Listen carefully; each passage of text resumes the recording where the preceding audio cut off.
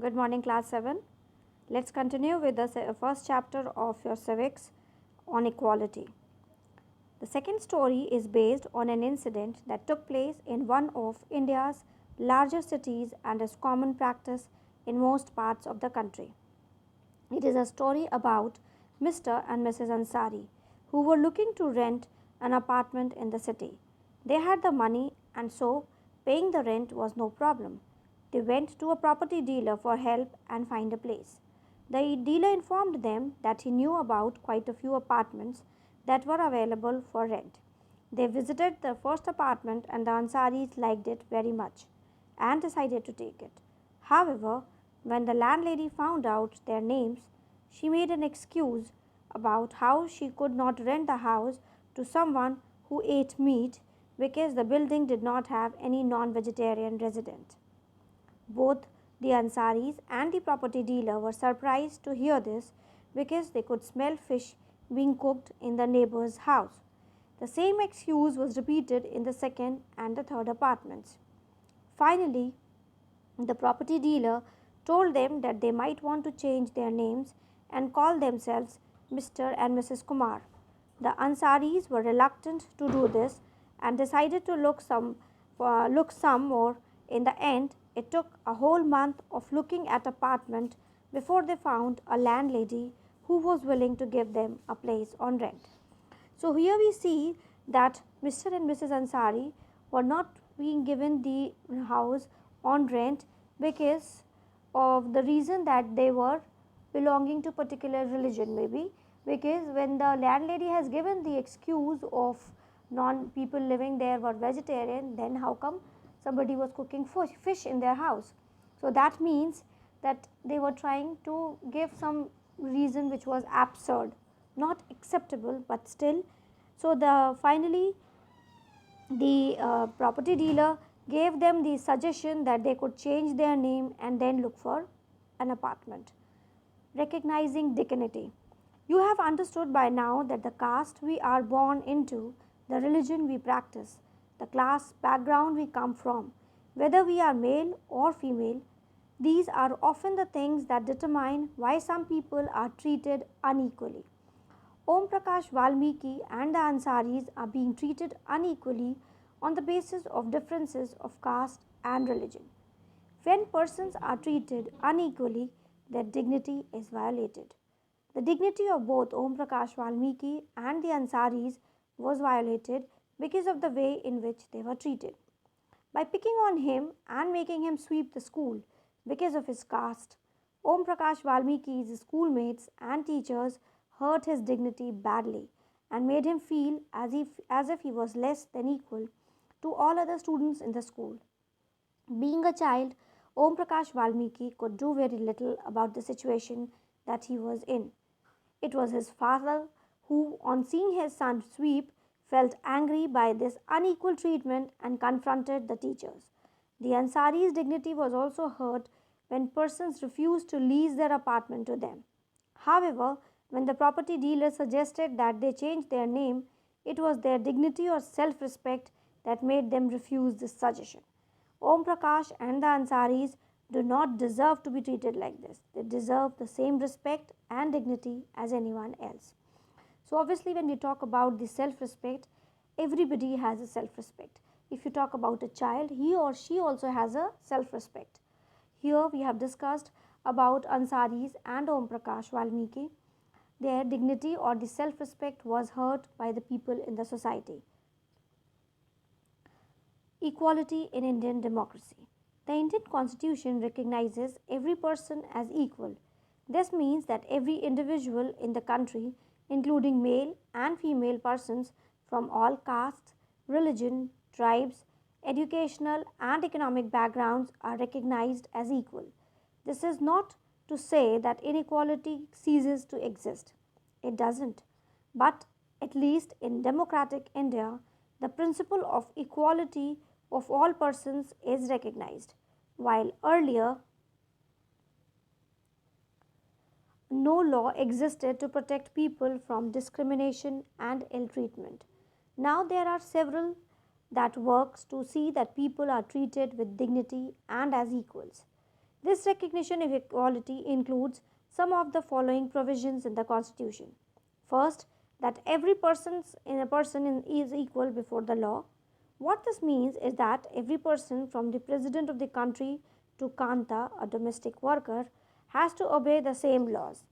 Second, no persons can be discriminated against on the basis of their religion, race, caste, place of birth, or whether they are female or male.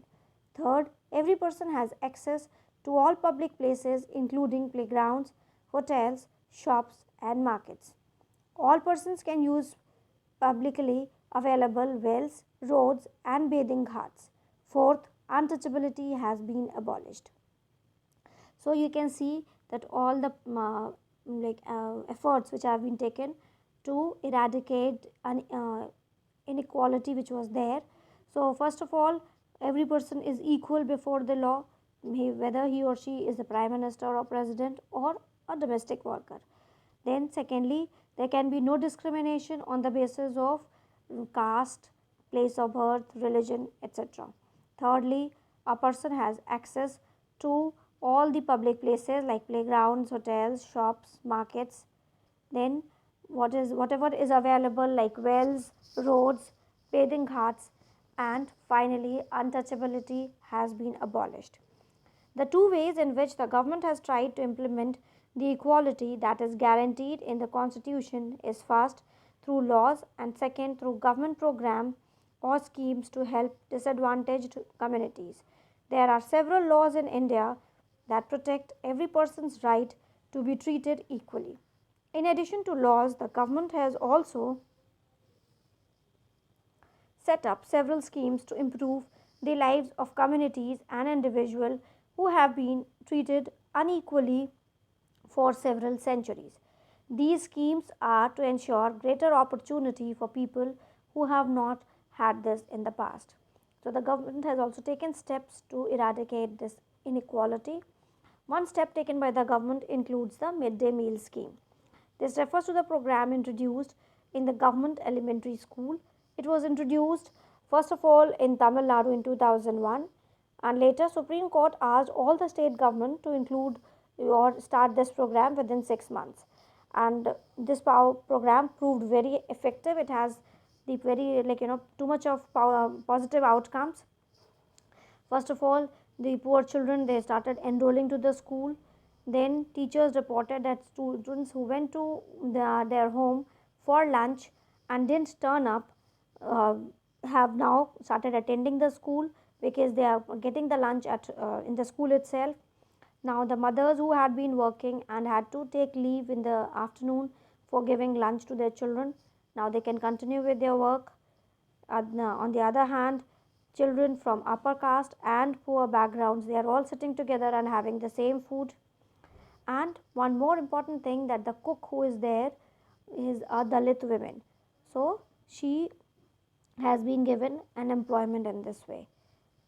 While government programs play an important role in increasing equality of opportunity, there is much that still needs to be done. While the midday meal program has helped increase the enrollment and attendance of poor children in school, there continues to be differences in our country between schools that the rich attend and those that the poor attend. Even today, there are several schools in the country in which Dalit children like Om Prakash Valmiki are discriminated against and treated unequally. These children are forced into unequal situations in which their dignity is not respected. This is because people refuse to think of them as equal even though the law requires it. One of the main reasons for this is that attitudes change very slowly. Even though persons are aware that discrimination is against the law, they continue to treat people unequally on the basis of their caste, religion, disability, economic status, and because they are women. It is only when people begin to believe that no one is inferior and that every person deserves to be treated with dignity that present attitudes can change. Establishing equality in a democratic society is a continuous struggle and one in which individuals as well as various communities in India contribute to and you will read more about this in the in this book. Okay, so although these laws have been framed where we talk about equality and all, but still you will see that there are communities, there are people who still treat some people from particular caste or creed with inequality. They are not giving them the respect they deserve. Issue of equality in other democracies. You are probably wondering whether India is only democratic country in which there is inequality and where the struggle for equality continues to exist. The truth is that in many democratic countries around the world, the issue of equality continues to be the key issue around which communities struggle. So, for example, in the United States of America, the African Americans whose ancestors were slaves who were brought over from Africa continue to describe their lives today as largely unequal. This despite the fact that there was a movement in late 1950s to push for equal rights for African Americans. Prior to this, African Americans were treated extremely unequally in the United States and denied equality through law. For example, when traveling by bus, they either had to sit at the back of the bus or get up from their seat whenever a white person wished to sit. We have recently seen that there was too much of chaos in US because of this inequality when a person named John was killed by police, like beaten up so much, so badly that he died. And then the African Americans, they joined hand and they started, you can say, rebelling against the policies of United States. It is a very recent incident. Rosa Parks, 1913 to 2005, was an African American woman. Tired from a long day at work, she refused to give up her seat on a bus to a white man on 1st December 1955.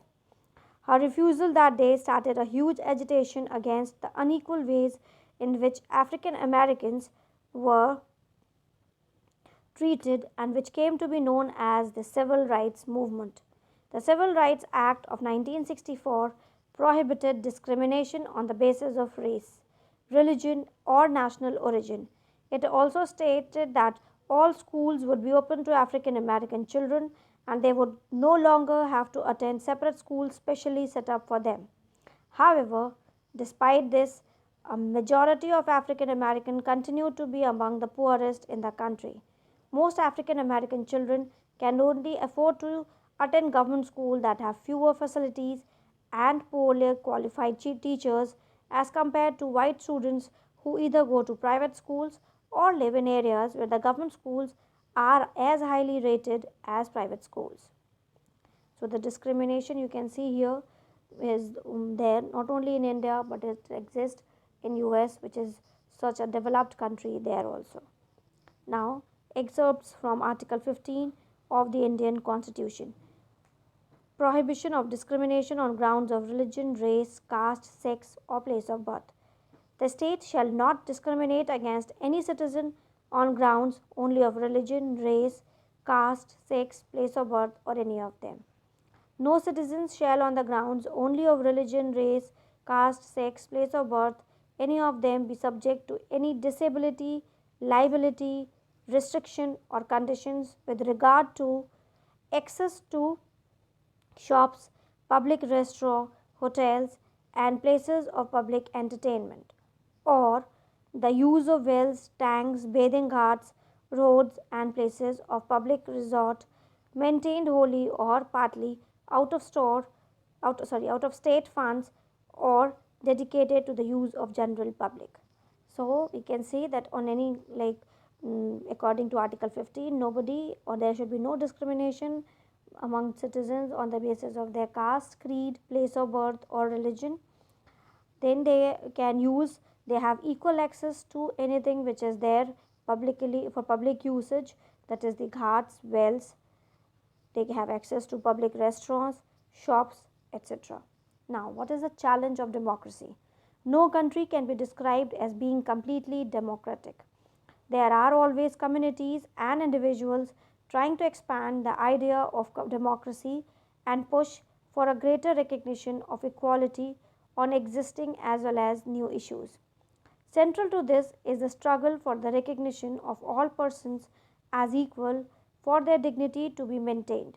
In this book, you will read about how this issue of equality affects various aspects of our daily lives in democratic India. As you read these chapters, think about whether the equality of all persons and their being able to maintain their dignity is upheld. So, there are a lot of challenges in the democratic setup, like between the communities, individuals. We will study about them. Please do the question answers given and read the chapter. For any queries, you can send me, you can message me. Thank you, class. Take care of yourselves. Be safe at home.